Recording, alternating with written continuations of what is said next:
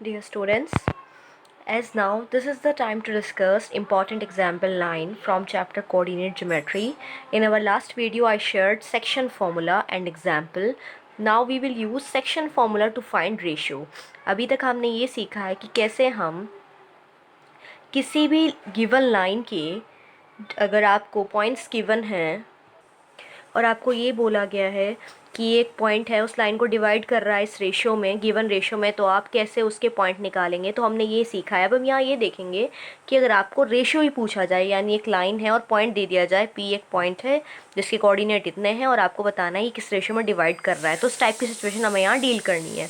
अब देखिए यहाँ क्या लिखा हुआ है, find the ratio in which the Y axis divides the line segment joining these two points. यानी एक लाइन है जो हमारे ए बी को ज्वाइन करके बन रही है, वेल दैट इज़ 5 -6 -1 -4। इन दोनों पॉइंट से मिलके एक लाइन बन रही है। इसको कौन डिवाइड कर रहा है? वाई एक्सिस डिवाइड कर रही है, तो वाई एक्सिस ऐसे जा रही है, this is my Y axis. देखो इस पॉइंट से ये डिवाइड कर रही है ना इस लाइन को दो रेशियो में, तो हम जानते हैं इस पी पॉइंट के कोऑर्डिनेट क्या होंगे। देखो ये पॉइंट क्योंकि ये वाई एक्सिस पे लाई कर रहा है तो इसके कोऑर्डिनेट हो जाएगा 0, आपको लास्ट वीडियो में बताया था जब भी कोई पॉइंट वाई एक्सिस पर लाई करे, आप इसे एक्स एक्सिस मत समझिएगा, ये एक नॉर्मल लाइन है, ये कट हो रही है वाई एक्सिस से, और वाई एक्सिस पे अगर कोई पॉइंट आएगा उसके कोऑर्डिनेट होंगे 0, तो आपको ये बताना है कि ये जो पॉइंट है किस रेशियो में डिवाइड कर रहा है, और ये भी बताइए कि इसके इंटरसेक्शन पॉइंट क्या है, यानी कौन सा पॉइंट इसको ब्रेक कर रहा है। तो सबसे पहले जब भी आपको बेटे रेशियो निकालने को बोला जाए तो आप m1 m2 मत सपोज कीजिएगा, उससे क्वेश्चन लेंदी हो जाएगा। आपको क्या सपोज करना है, k/1। So solution, let required ratio be k/1। आपने क्या सपोज किया यहाँ, k/1। देखो इससे क्या आसान हो गया बेटे, ये m1 की तरह ट्रीट होगा, ये आपका m2, यानी m2 तो 1 ऑलरेडी हम लेकर ही चल रहे हैं, तो इसका मतलब आप m1 m2 की प्लेस पर क्या सपोज करेंगे, k/1। नाउ सी पॉइंट, ये तो हमारा x1 होता है, this is y1, x2 and y2। By section formula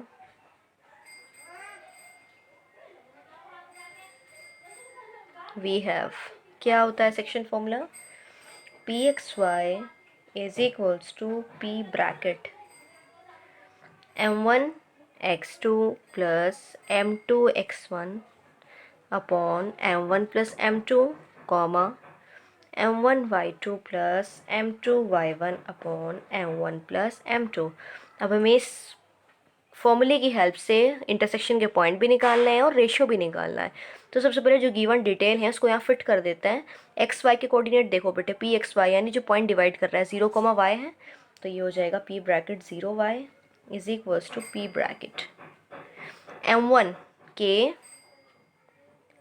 x2 -1 plus m2 is 1, x1 is 5 upon m1 plus m2 k plus 1, comma लगाइए, m1 y2, m1 is k, y2 is -4 plus m2 is 1 and y1 is -6 upon again k plus 1, m1 plus m2। So now p0y equals to p bracket k into -1 minus k plus 5 upon k plus 1 -4k -6 upon k plus 1। तो हमने क्या किया है, हमने simplify किया है। अब आगे देखिए इसे हम आगे सॉल्व भी कर सकते हैं या नहीं, क्या k में 5 ऐड हो सकता है ये सब्ट्रैक्ट, नो, ये अनलाइक टर्म्स हैं, आगे सॉल्व नहीं हो पाएंगी। तो देखिए बेटे ये भी p के कोऑर्डिनेट्स हैं, ये भी p के कोऑर्डिनेट्स, इसका मतलब x की वैल्यू x के साथ कंपेयर की जाएगी, y की वैल्यू y के साथ। अब जो वैल्यू आपको गिवन है जिससे आंसर निकल सकता है आप उसको पहले कंपेयर कीजिए। तो यहाँ हम दोनों चीज़ें लिख लेते हैं, क्या लिखेंगे, this implies 0 is equal to, यानी x की वैल्यू को हमेशा हम x की वैल्यू के साथ रखते हैं, -k plus 5 upon k plus 1 and y equals to this value of y -4k -6 upon k plus 1। तो देखो बेटे यहाँ से k की वैल्यू निकल सकती है, अकेला अननोन वेरिएबल है, यहाँ k और y दोनों अननोन हैं, तो इसको बाद में लेंगे हम, पहले हम k की वैल्यू निकालेंगे। इससे पहले जो एग्जाम्पल हैं आपके एनसीईआरटी में एग्जाम्पल 7 है, जिसमें आपको पॉइंट दिए गए हैं दोनों बेटे, जीरो जैसे यहाँ जीरो वाई अननोन है वहाँ दोनों दिए जाएंगे, आपको बस रेशियो निकालना है। तो उस कंडीशन में क्या होगा, ये दोनों पॉइंट गिवन होंगे तो आप दोनों को ही इक्वल रख के जिसको भी सॉल्व करना चाहे कर सकते हैं। ये क्वेश्चन थोड़ा डिफिकल्ट है, इसमें आपको पॉइंट एक अननोन है, तो बस कुछ नहीं करना, जो आपको गिवन है ना उससे आप आंसर निकाल सकते हैं। पीछे क्वेश्चंस में आपको दोनों से आप आंसर निकाल सकते हैं, यहाँ सिर्फ एक से निकलेगा जहाँ पे वैल्यू सिर्फ एक ही अननोन होगी। तो देखो बेटे, जीरो से k+1 मल्टीप्लाई करो तो जीरो ही हो जाएगा। यहाँ k की वैल्यू कितनी आ रही है, I am getting k is equals to 5।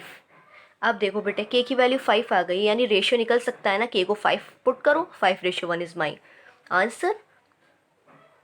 अब बेटे k की वैल्यू आ गई, क्या यहाँ पुट करके y की टर्म भी आ सकती है, क्योंकि मुझे पॉइंट ऑफ इंटरसेक्शन भी चाहिए। y तो अननोन है, ज़ीरो मालूम था, so this implies y is equals to -4 × 5 -6/5 + 1।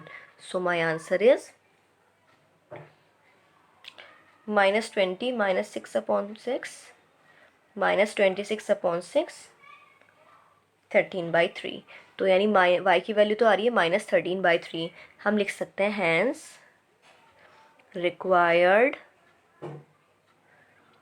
Ratio is, ratio कितना है, k/1 यानी 5:1 हो गया है हमारा। एंड पॉइंट ऑफ इंटरसेक्शन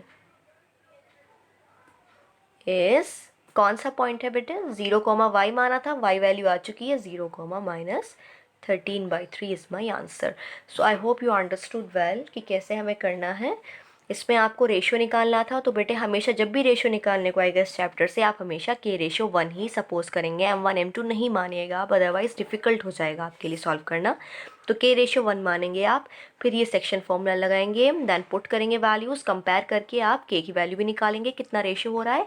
और अगर बाय चांस क्वेश्चन इस टाइप का है कि जिसमें पॉइंट भी पूछे जाएंगे आप, तो पहले कोऑर्डिनेट को कंपेयर करके आपका k आ सकता है, हो सकता है अगर आपको x, 0 की फॉर्म हो तो 0 वाला यानी दूसरा कोऑर्डिनेट कंपेयर करके k आएगा और पहले वाले में पुट करने पर x आएगा आपका।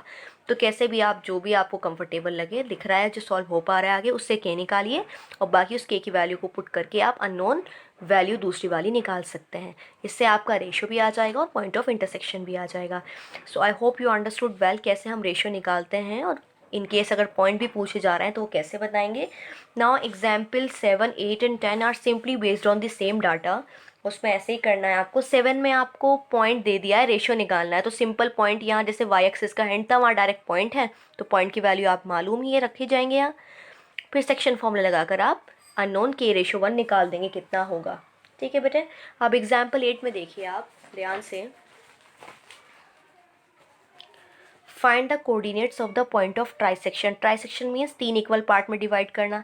तो बेटे अगर ए बी एक लाइन है तो 3 पार्ट में डिवाइड करोगे, 2 पॉइंट की ज़रूरत होगी आपको लाइन सेगमेंट दी हुई है जिसके कोऑर्डिनेट्स हैं ए बी, यानी ए बी के कोऑर्डिनेट आप लिख चुके हैं, पी क्यू के निकालने हैं। अब ध्यान से देखो बेटे, जब हम पी के कोऑर्डिनेट निकालेंगे तो ये बताओ पी के लेफ्ट में कितने पार्ट है, 1, और पी के राइट में 2 है। तो यानी अगर हम पी को ऑब्जर्व, क्यू को भूल जाएं, यानी क्यू के कोऑर्डिनेट अभी हम निकाल नहीं रहे हैं, अगर हम पी को देख रहे हैं, so P is dividing line A B in the ratio. अब पी किस रेशियो में डिवाइड कर रहा है, 1:2 में, क्योंकि पी के राइट में 2 पार्ट्स हैं, 1 2, और लेफ्ट में 1 है।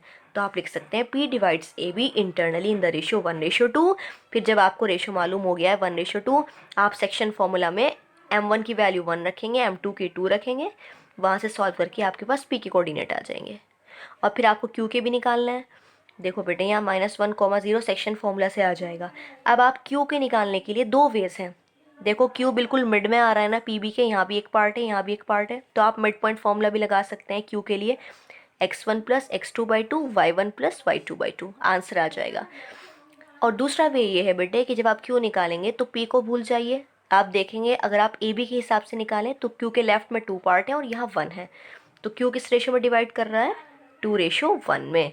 इससे आपका आंसर आ जाएगा। देखिए अगर हम पी, बाई चांस ऐसा होता है बेटे सॉल्व करने में पी की वैल्यू गलत आ गई आपकी, और आप क्यू को भी इन दोनों की हेल्प से निकाल रहे हैं, तो क्यू भी रॉन्ग आएगा क्योंकि ये भी रॉन्ग है। तो इसलिए कोशिश कीजिएगा दोनों में ही सेक्शन फॉर्मूला लगाएं, पहले पी को ऑब्जर्व करें 1:2 के हिसाब से, फिर क्यू को आप लें 2:1 के हिसाब से। सेक्शन फॉर्मूला में ही वैल्यू पुट करनी है, वैसे ही आपका आंसर आएगा।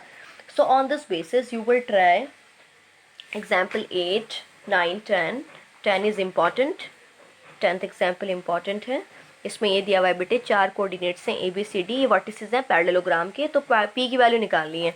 आप जानते हैं किसी भी पैरेललोग्राम में क्या कंडीशन होती है, अगर आपको पैरेललोग्राम ABCD गिवन है और ये डायगनल्स आपकी मालूम है तो बाइसेक्ट करती है ना डायगनल्स हमेशा, यानी जो AC का मिड पॉइंट होगा वही BD का मिड पॉइंट होगा। तो आप पहले कोऑर्डिनेट्स लिख लीजिएगा चारों जो भी गिवन है। अब देखो बेटे, क्या AC का मिड पॉइंट BD के मिड पॉइंट के बराबर है? यस, दोनों इंटरसेक्ट करेंगे, O पर सेम पॉइंट आएंगे। तो आप इसमें हिंट यूज़ करेंगे, जब भी आपको 4 वर्टिसेस दिए जाए पैरेललोग्राम के और एक कॉर्नर को अननोन छोड़ दिया जाए, उसकी P X Y जो भी वैल्यू रखी जाए और आपसे पूछी जाए इसकी वैल्यू क्या होगी, तो आप इस्तेमाल करेंगे since mid point of AC is equal to mid point of BD, क्योंकि डायगनल्स बाइसेक्ट करती हैं पैरेललोग्राम में। तो मिड पॉइंट का फॉर्मूला इधर भी खोलिए इधर भी खोलिए, कंपेयर करके आपका अननोन वैल्यू आएगी। आपको क्या करना है बेटे, खुद से ट्राई करना है। एग्जाम्पल 10 भी ट्राई कीजिएगा और 7.2 आपको ट्राई करनी है। In case you have any problem any doubt anywhere so you can discuss in comment section also. ठीक है, तो आपको 7.2 फिनिश करनी है। 7.2 का आपको जो भी क्वेश्चन टफ लगता है आप उसे पूछ सकते हैं। ठीक है, आप वर्क कंप्लीट कीजिए। 7.1 भी आप डिस्कस कर चुके हैं आपसे, तो उसे भी आपको करना है। 7.2 भी करनी है और 7.3 आप इस बार नहीं करेंगे क्योंकि आपके सिलेबस से इस सेशन के लिए कट हो चुकी है। तो आपको ये दोनों एक्सरसाइज अपनी कॉपी में करनी है। Thank you.